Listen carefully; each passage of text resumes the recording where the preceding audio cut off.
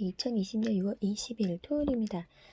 요즘 손소장 그 사망과 그리고 양자, 기론 할머니 양자의 문제로 지금 덮어가려는 그런 조짐이 보이는데, 이거는 그 문제 갖고 덮이는 게 아니라 제대로 소명이 안 됐기 때문에 검찰 수사에서 제대로 밝혀져야 될 문제들이 아직 드러나지 않았다. 그리고 기론 할머니께서 이렇게 누구든 안 퍼주셨으니까 그게 양자라서 더 이게 받은 거고, 그거는 음, 그, 그 양자가 그런 모자란 부분이 있었기 때문에 그렇게 받은 거지, 그 받은 게 죄가 아니라 손 소장이 그 내역을 공개해달라는데 공개를 안 하고, 쓴 내역을 공개를 안 하고 본인이 그거를 밝히지 못한 점은 양자보다 심하면 심했지 덜하진 않았다는 것이고, 그리고 윤미향 씨도 10억 단위로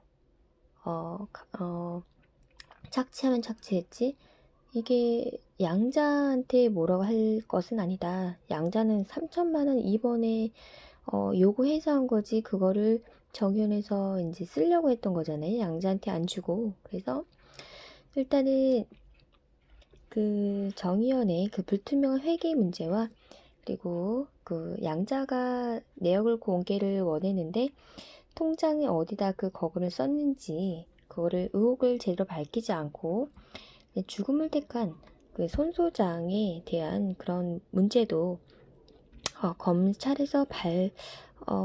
수사에서 밝혀져야 될 문제고요. 일단은 정부 지원과 시민들이 낸 기부금들이 할머니들께 쓰이지 않고 활동가들, 정의원, 정대협에 쓰였고, 그리고 상당액이 횡령된 게 아니면은 그렇게 날아갈 게 돈이 지금 대부분이 횡령한 것처럼 없어진 것도, 기록에 없어진 것도 많기 때문에, 그리고 이번에 윤미향 씨가 손 소장 씨랑 통화도 했기 때문에 자살교사, 방조죄가 있는지도 조사를 해봐야 되고요. 손 소장이 집에 있는 건, 파주에 집에 있는 건 어떻게 알고 찾아갈 갔는지, 죽음과 연관이 얼마나 있는지를 우리가 알 수 있는 면입니다. 그리고 지금 NGO 활동가들이 굉장히 문제가 많은데요. 봉사활동으로 하는 것도 아니고 월급을 받아가면서 굉장히 그 편하게 일하면서 하는 일도 없이 월급을 많이 받아간다, 그리고 많이 떼먹는다, 그런 게 문제점이거든요.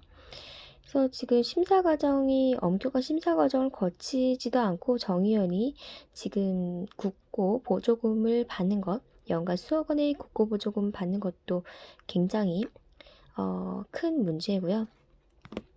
그 내역이 투명하지가 않은 것도 또 문제입니다. 그리고 지금 단체 활동했던 자가 대출을 한 번도 없이 현금으로 이제 아파트를 여러 번 매입을 했기 때문에, 이거는 정말 상식적으로 납득하기가 어려운, 아무리 어쨌든 간에 1억 가까이 되는 집도 있고 2억 이상 되는 집도 있기 때문에 이런 거에 대해서는 해명이 제대로 돼 있지 않기 때문에, 그리고 그 8년간, 거의 7, 8년간 어떻게 3억 이상, 그러니까 교육비까지 해서 4억 이상의 현금을 마련할 수 있었느냐, 이것도 좀 알아봐야 될, 수사해봐야 될 문제고요. 지금 그 안성 쉼터 같은 경우도 할머니들의 쉼터가 아니라 활동가들의 쉼터로 쓰여져서, 애초에 기부금을 받은 것은 할머니들 쓰시라고 받은 거지, 그게 활동가들 쓰라고 기부금을 전달받은 게 아니거든요. 어쨌든 시설 활용도가 떨어지게끔, 그 윤미향 씨 부침만 사용하게끔 했던, 별장처럼 사용했던, 텃밭만 가꾸는데도 월급을 따박따박 받아갔던, 그것도 영수증 처리도 미비했던 경고성 제재를 F등급을 받았습니다. 회계 F등급. 이거에 대해서도 제대로 된 소명이 없기 때문에 일단은 지금 사업, 회계평가 이런 것들 굉장히 문제가 정의원에 굉장히 많다는 것입니다. 그래서 할머니들의 대변을 하지 못하고 활동가들을 대변했고 활동가들을 위해서 기부금이 쓰여졌기 때문에 지금 할머니들의 문제가 해결되지 않고 오히려 할머니들이 한이 쌓이고 할머니들께서 굉장히 원망과 그런 게 불만이 섞일 수밖에 없는 그런 일이 된 것은 정의연과 정대협의 그런 문제점이다. 그냥 그렇게밖에 볼 수가 없습니다. 그래서 지금 투명성을 좀 높일 필요가 있고요. 지금 투명 회계 시스템 그거를 사용하지 않아서 이렇게 착취가 벌어졌다.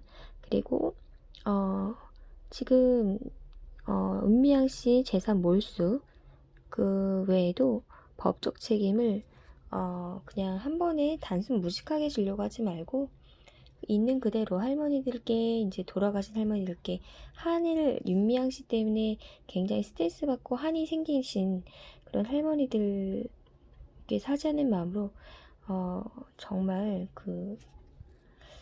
지금이라도 정말 검찰에 출두해서 모든 것을 국민께 용서해 주실 때까지 돌아가신 할머니들 한이 풀릴 때까지 용서를 빌어야 되지 않나 그런 생각이 듭니다.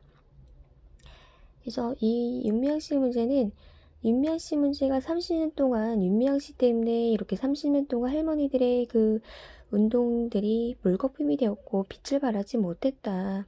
윤미향 씨만 아니었어도 다른 활동가들만 잘 할머니들을 보조해드리고 해드렸어도 이 30년간의 위안부 문제는 더 잘 되면 잘 됐지 이렇게 잿빛으로 되진 않았을 것이다 라고 보고 있습니다. 그래서 윤미향 씨가 굉장히 할머니들께 큰 죄를 지었다 라고 밖에 볼 수가 없습니다.